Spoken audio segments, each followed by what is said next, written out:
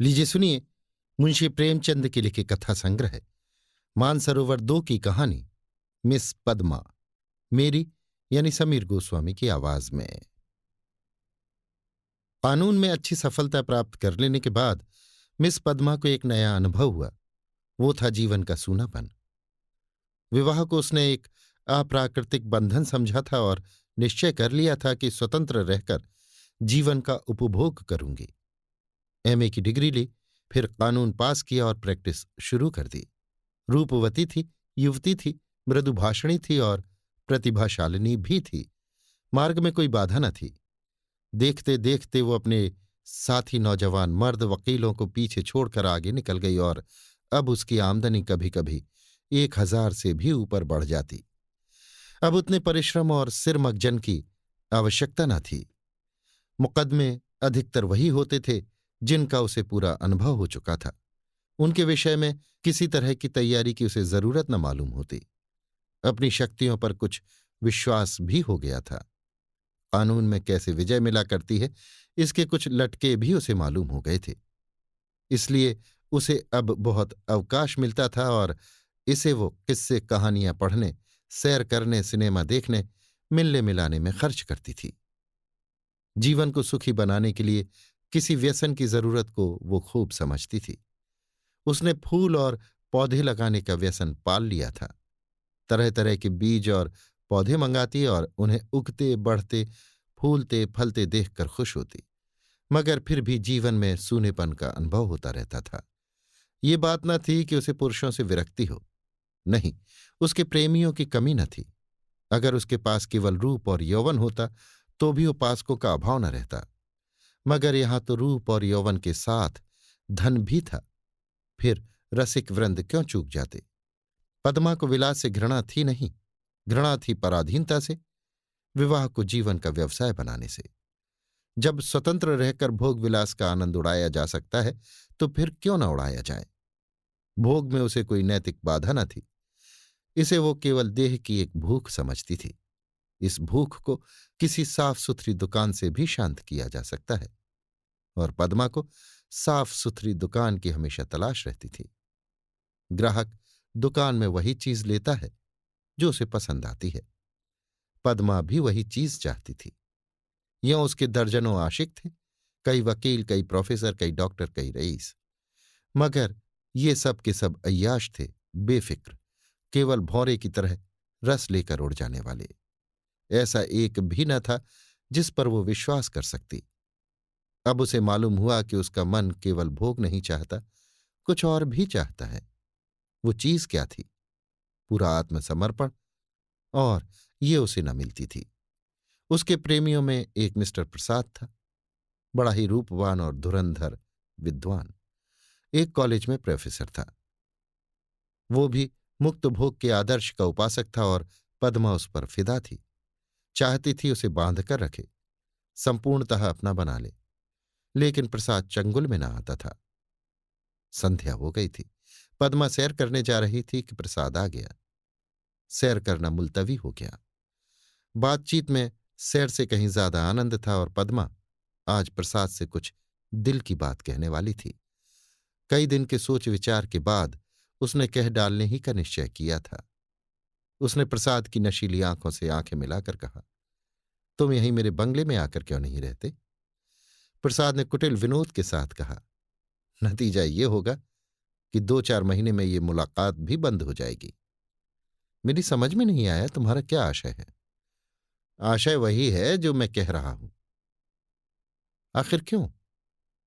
मैं अपनी स्वतंत्रता ना खोना चाहूंगा। तुम अपनी स्वतंत्रता ना खोना चाहोगी। तुम्हारे पास तुम्हारे आशिक आएंगे, मुझे जलन होगी। मेरे पास मेरी प्रेमिकाएं आएंगी, तुम्हें जलन होगी। मनमुटाव होगा, फिर वह मनस्स होगा और तुम मुझे घर से निकाल दोगी। घर तुम्हारा है ही, मुझे बुरा लगेगा ही। फिर ये मैत्री कैसे निभेगी? दोनों कई मिनट तक मौन रहे। प्रसाद ने परिस्थिति को इतनी स्पष्ट, बेलाग, लट्ठमार शब्दों में खोलकर रख दिया था कि कुछ कहने की जगह न मिलती थी। आखिर प्रसाद ही को नुक्ता सूझा। बोला, जब तक हम दोनों ये प्रतिज्ञा न कर लें कि आज से मैं तुम्हारा हूं और तुम मेरी हो, तब तक एक साथ निर्वाह नहीं हो सकता। तुम ये प्रतिज्ञा करोगे? पहले तुम बतलाओ। मैं करूंगी तो मैं भी करूंगा, मगर इस एक बात के सिवा मैं और सभी बातों में स्वतंत्र रहूंगी। और मैं भी इस एक बात के सिवा हर बात में स्वतंत्र रहूंगा। मंजूर। तो कब से? जब से तुम कहो। मैं तो कहती हूं कल ही से। तय। लेकिन अगर तुमने इसके विरुद्ध आचरण किया तो? और तुमने किया तो? तुम मुझे घर से निकाल सकती हो, लेकिन मैं तुम्हें क्या सजा दूंगा? तुम मुझे त्याग देना और क्या करोगे? जी नहीं, तब इतने से चित्त को शांति न मिलेगी। तब मैं चाहूंगा तुम्हें जलील करना, बल्कि तुम्हारी हत्या करना। तुम बड़े निर्दयी हो प्रसाद। जब तक हम दोनों स्वाधीन हैं, हमें किसी को कुछ कहने का हक नहीं। लेकिन एक बार प्रतिज्ञा में बंध जाने के बाद फिर न मैं उसकी अवज्ञा सह सकूंगा, न तुम सह सकोगी। तुम्हारे पास दंड का साधन है, मेरे पास नहीं है। कानून मुझे कोई भी अधिकार नहीं देगा। मैं तो केवल अपने पशुबल से प्रतिज्ञा का पालन कराऊंगा, और तुम्हारे इतने नौकरों के सामने मैं अकेला क्या कर सकूंगा? तुम तो चित्र का श्याम पक्ष ही देखते हो। जब मैं तुम्हारी हो रही हूं तो ये मकान, नौकर चाकर और जायदाद सब कुछ तुम्हारा है। हम तुम दोनों जानते हैं कि ईर्ष्या से ज्यादा घृणित कोई सामाजिक पाप नहीं है। तुम्हें मुझसे प्रेम है या नहीं, मैं नहीं कह सकती, लेकिन तुम्हारे लिए मैं सब कुछ सहने, सब कुछ करने को तैयार हूं। दिल से कहती हो पद्मा? सच्चे दिल से। मगर ना जाने क्यों तुम्हारे ऊपर विश्वास नहीं आ रहा है। मैं तो तुम्हारे ऊपर विश्वास कर रही हूं। ये समझ लो, मैं मेहमान बनकर तुम्हारे घर में न रहूंगा, स्वामी बनकर रहूंगा। तुम घर के स्वामी ही नहीं, मेरे स्वामी बनकर रहोगे। मैं तुम्हारी स्वामिनी बनकर रहूंगी। प्रोफेसर प्रसाद और मिस पद्मा दोनों साथ रहते हैं और प्रसन्न हैं। दोनों ही ने जीवन का जो आदर्श मन में स्थिर कर लिया था, वो सत्य बन गया है। प्रसाद को केवल 200 रुपये वेतन मिलता है, मगर अब वो अपनी आमदनी का दुगना भी खर्च कर दे तो परवाह नहीं। पहले वो कभी कभी शराब पीता था, अब रात दिन शराब में मस्त रहता है। अब उसके लिए अलग अपनी कार है, अलग अपने नौकर हैं, तरह तरह की बहुमूल्य चीजें मंगवाता रहता है, और पद्मा बड़े हर्ष से उसकी सारी फिजूल खर्चियां बर्दाश्त करती है। नहीं, बर्दाश्त करने का प्रश्न नहीं, वो खुद उसे अच्छे से अच्छे सूट पहनाकर, अच्छे से अच्छे ठाठ में रखकर प्रसन्न होती है। जैसी घड़ी इस वक्त प्रोफेसर प्रसाद के पास है, शहर के बड़े से बड़े रईस के पास न होगी। और पद्मा जितना ही उससे दबती है, प्रसाद उतना ही उसे दबाता है। कभी कभी उसे नागवार भी लगता है, पर किसी अज्ञात कारण से अपने को उसके वश में पाती है। प्रसाद को जरा भी उदास या चिंतित देखकर उसका मन चंचल हो जाता है। उस पर आवाजें कसी जाती हैं, फब्तियां चुस्त की जाती हैं। जो उसके पुराने प्रेमी थे, वे उसे जलाने और कुढ़ाने का प्रयास भी करते हैं, पर वो प्रसाद के पास आते ही सब कुछ भूल जाती है। प्रसाद ने उस पर पूरा आधिपत्य पा लिया है, और उसने इसका ज्ञान पद्मा की बारीक आंखों से पढ़ा है और उसका आसन अच्छी तरह पा गया है।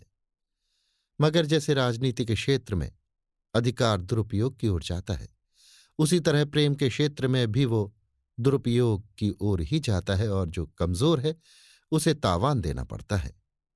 आत्माभिमानी पद्मा अब प्रसाद की लौंडी थी, और प्रसाद उसकी दुर्बलता का फायदा उठाने से क्यों चूकता।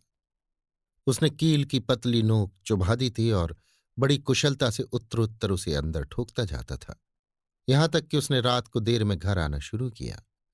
पद्मा को अपने साथ न ले जाता, उससे बहाना करता कि मेरे सिर में दर्द है, और जब पद्मा घूमने जाती तो अपनी कार निकाल लेता और उड़ जाता। 2 साल गुजर गए थे और पद्मा को गर्भ था। वो स्थूल भी हो चली थी।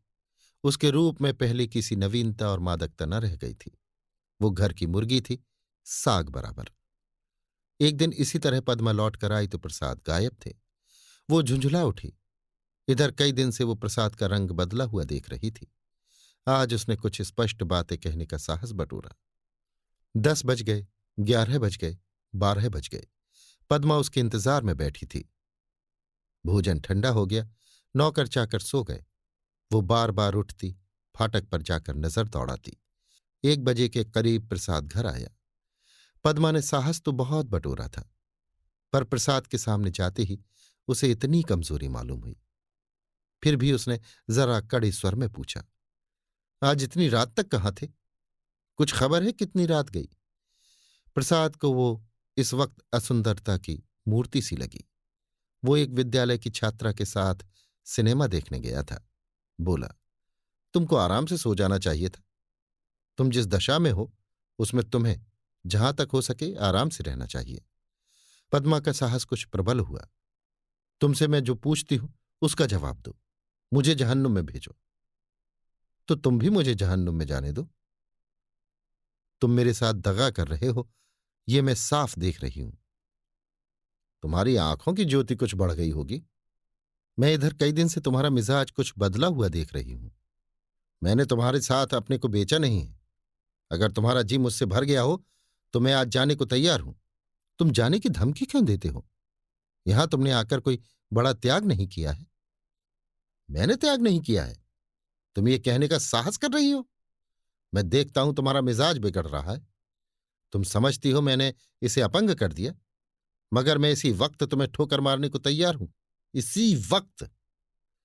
पद्मा का साहस जैसे बुझ गया था। प्रसाद अपना ट्रंक संभाल रहा था। पद्मा ने दीन भाव से कहा, मैंने तो ऐसी कोई बात नहीं कही जो तुम इतना बिगड़ उठे।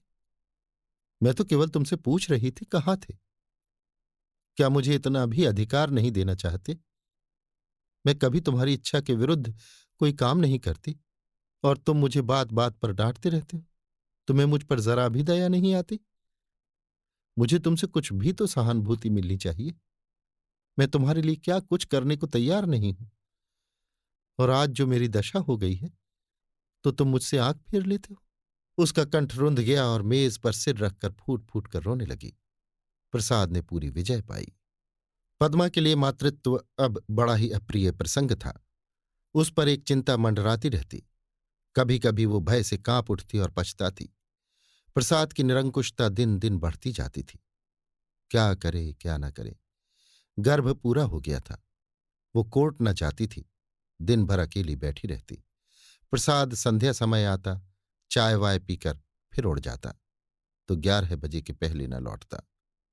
वो कहाँ जाता है ये भी उससे छिपा न था। प्रसाद को जैसे उसकी सूरत से नफरत थी।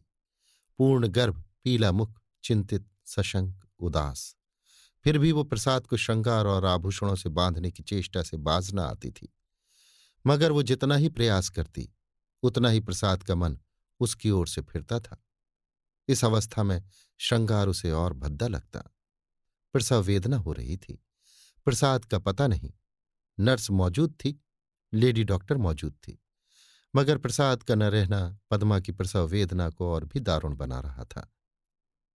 बालक को गोद में देखकर उसका कलेजा फूल उठा, मगर फिर प्रसाद को सामने न पाकर उसने बालक की ओर से मुंह फेर लिया।